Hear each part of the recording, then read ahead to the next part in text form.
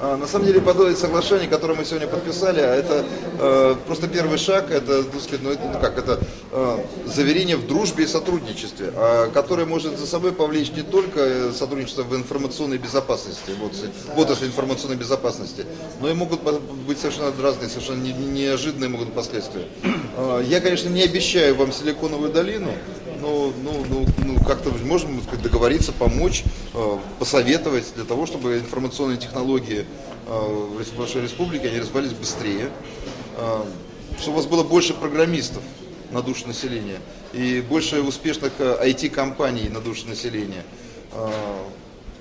Я, конечно, может показаться смешно, но чтобы, может быть, в будущем республика знали не только по причине ее территории и алмазов, но и, кстати, по поводу программного обеспечения вашу республику уже знают.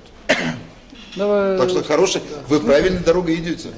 Евгений уже дал ответ. Республика сегодня не только занимается теми производствами, которые мы считаем традиционными, мы ищем новые пути развития. И здесь IT-технологии, которые могут способствовать созданию многих рабочих мест, привлечению молодежи к этому делу, она достаточно привлекательна. И такой опыт у нас уже приобретается. Всем известно, что лаборатория Касперского обращает большое внимание в вопросах безопасности, обеспечения безопасности в информационных технологиях. А мы знаем, что эта компания может заниматься в любом вопросе, по любому направлению в этой области. Потому что мы имеем своих молодых ребят, которые испытывают определенные трудности по размещению своих продуктов, по разработке своих продуктов, разработке программ, и выхода на рынок и так далее. А вы же знаете, что лаборатория Касперского это та структура, которая известна всему миру.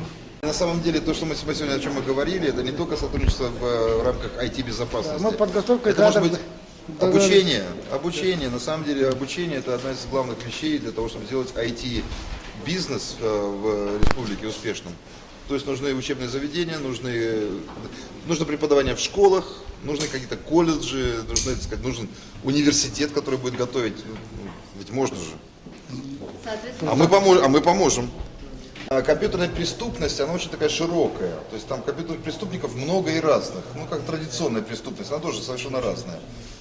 Есть те, которые по карманам шарят в автобусе, есть которые автомобили угоняют, то есть много разных, да, или которые, так сказать, делают финансовые пирамиды.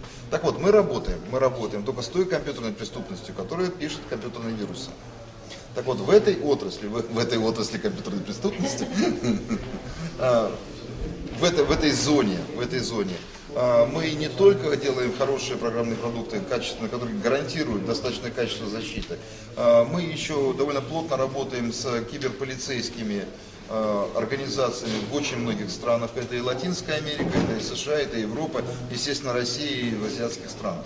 И мы сотрудничаем с киберполицейскими для того, чтобы делать процесс отлова и отсадки, помогать им контролировать популяцию киберпреступников. В следующем году, это пока еще не готово, но в следующем году, кстати, ровно через год примерно, август следующего года, август-сентябрь, будет открытие нового офиса Интерпола в Сингапуре.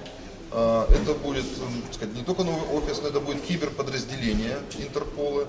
И мы очень активно работаем с Интерполом для того, чтобы помогать им делать их киберкоманду. При этом специалисты из Интерпола, у Интерпола пока нет специалистов. Короче, сотрудники Интерпола приедут в количестве примерно 20 человек приедут в Москву учиться у нас. В общем, они к ним приедут сотрудниками Интерпола, уедут специалистами по компьютерной безопасности.